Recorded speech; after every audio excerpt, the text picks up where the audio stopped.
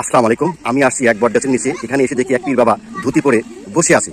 তো আশেপাশে জিজ্ঞেস করলাম যে পীর বাবায় কি উপকারের কাজে আসে। তো যার বাচ্চা কাচ্চা হয় না, পানি পড়া দিলে পায়ের বাচ্চা কাচ্চা হয়ে যায়। যার কিছু টাকা পয়সা হারালে দেখা যায় যে পাওয়া যাচ্ছে না, পীর বাবার কাছে আসলে সমাধান করে দেয়। তো আপনারা যাদের সমস্যা আছে তারা এই পীর বাবার কাছে চলে আসবেন। যত সমস্যা আছে পীর বাবা এই বটগাছ বাবার সাথেই মানে সমাধান করে দিবে।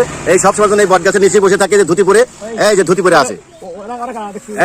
এই দেখেন এই যে পীর বাবার মাথার উপর দিয়ে শিষ্যরা বসে আছে। হ্যাঁ, তো যাদের দরকার তারা দ্রুত চলে আসে পীর বাবার কাছে, সব সমাধান করে দিবে এই পীর বাবা। যাদের টাকা পয়সার অভাব আছে তাই পীর বাবার পানি পড়া খালি বলে তাদের টাকা পয়সার অভাব দূর হয়ে যাবে। হ্যাঁ, যে চাপার বিল নাকি বলছে, চাপাই বিল নাই বলছে, চাপাইতে পীর নাই, চাপাইতে পীর নাই। এই পীর যা পাওয়া যায় এখানে পাওয়া যায় বটগাছের নিচে। এই যে দেখেন বিলের মাঝখানে, চলন বিলের মাঝখানে এই বটগাছটার নিচে এই পীর বাবা বসে থাকে। আর ওনার শিষ্য পিষ্যরা যে গাছের উপর দিয়া এই যে এইগুলো হচ্ছে মন্ত্র ছড়ায়। হ্যাঁ, তোমরা কি পীর বাবা চেনো? এই পীর বাবা যখন পানি পড়া দেয় তখন বাচ্চা কাচ্চা হয় না? ওনারা বলছে যে অবশ্যই বাচ্চা কাচ্চা হয়।